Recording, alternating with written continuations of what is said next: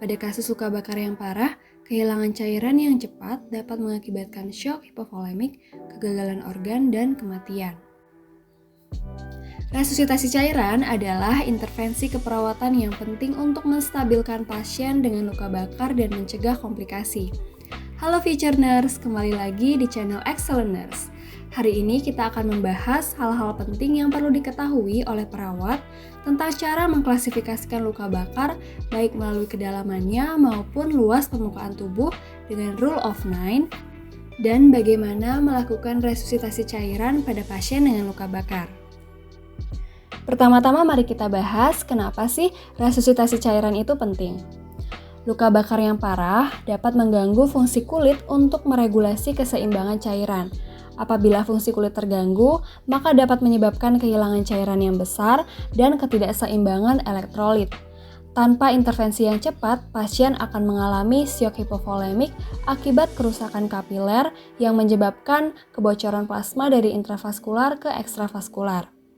Selain itu, pasien juga bisa mengalami asidosis metabolik akibat kurangnya darah yang bersirkulasi sehingga mengurangi pengiriman oksigen ke jaringan yang mengarah pada metabolisme anaerob atau proses pemecahan glukosa tanpa oksigen, di mana proses ini dapat menghasilkan asam laktat yang menurunkan pH darah.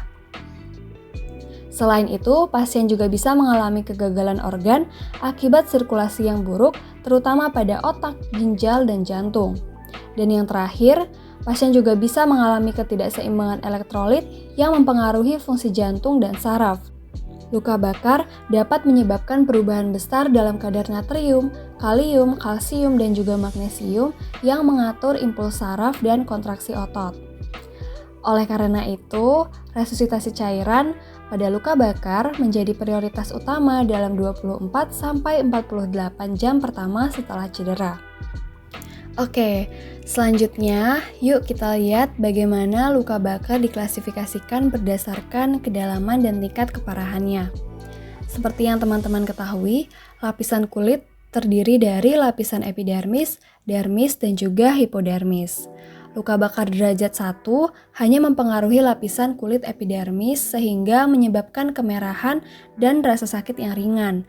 Contohnya adalah pada luka bakar akibat sinar matahari.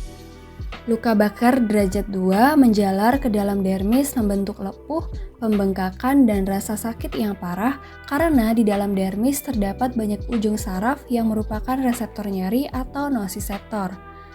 Selanjutnya, luka bakar derajat 3 masih menjalar di dalam dermis namun lebih dalam dibandingkan dengan luka bakar derajat 2. Hal ini akan menyebabkan permukaan tampak putih, hangus, atau hitam. Luka bakar ini tidak menyebabkan rasa sakit pada awalnya karena kerusakan saraf. Yang terakhir adalah luka bakar derajat 4 yang menyebabkan kerusakan pada seluruh lapisan kulit, otot, dan juga tulang. Sama seperti dengan luka bakar derajat 3, hal ini bisa menyebabkan permukaan tampak putih, abu-abu, hangus, atau hitam. Pada derajat ini, pasien tidak akan merasakan apapun pada area yang terbakar. Nah, selanjutnya adalah tahapan dari resusitasi cairan itu sendiri. Yang pertama, ada menentukan total body surface area atau TBSA dengan Rule of 9. Yang kedua adalah menentukan kebutuhan cairan dengan formula Parkline atau Modified Brough. Yang ketiga adalah menentukan jenis cairan yang akan diberikan pada pasien, dan yang terakhir adalah mengevaluasi pemberian resusitasi baik itu dengan pemantauan urin maupun tanda-tanda vital lainnya.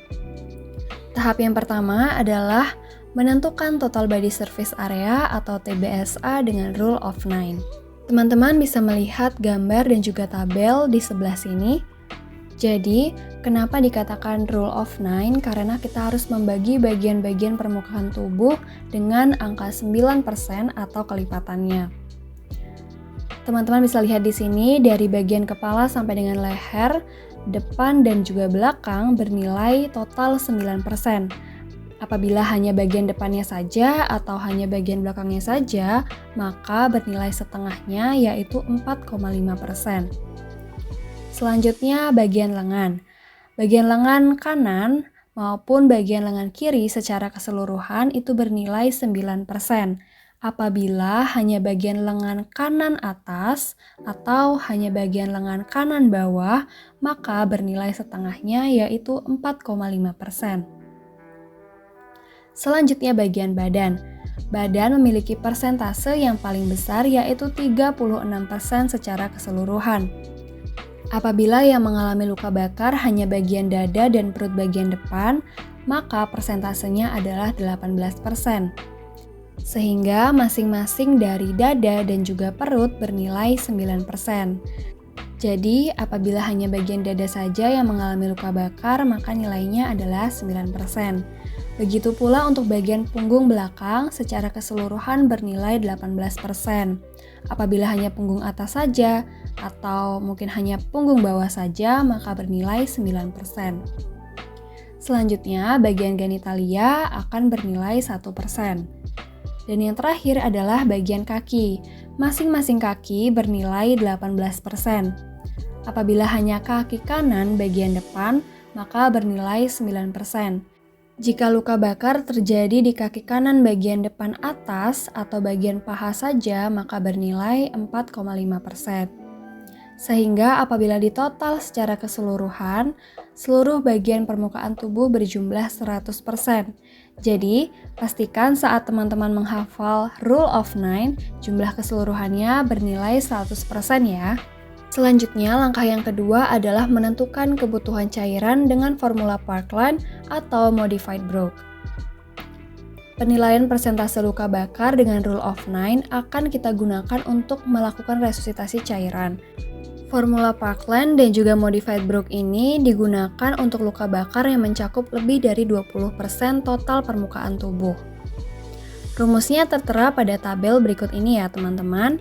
Jadi untuk formula Parkland digunakan rumus 4 mili dikali berat badan dalam kilogram dikali total body surface area yang terbakar berdasarkan perhitungan Rule of 9. Sedangkan untuk Modified Brough digunakan rumus 2 mili dikali berat badan dalam kilogram dikali persentase total body surface area yang terbakar. Setelah teman-teman mendapatkan hasilnya, teman-teman harus membagi dua jumlah cairan tersebut karena 50% jumlah cairan akan diberikan dalam 8 jam pertama dan 50% sisanya diberikan dalam 16 jam berikutnya. Perbedaannya untuk formula Modified Brough ditujukan pada pasien dengan resiko kelebihan cairan, edema maupun pasien dengan gangguan ginjal.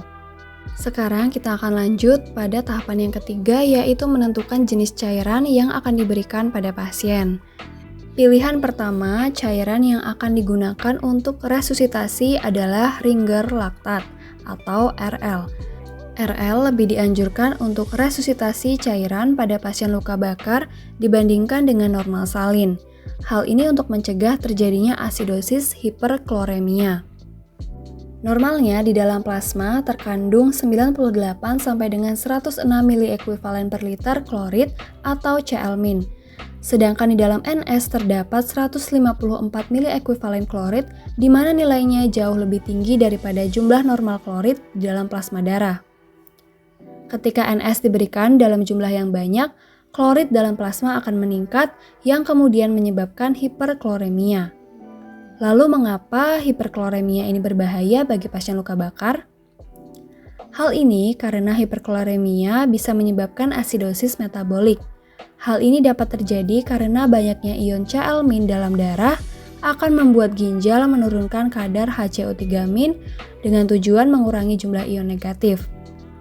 Penurunan HCO3- ini akan menyebabkan asidosis metabolik.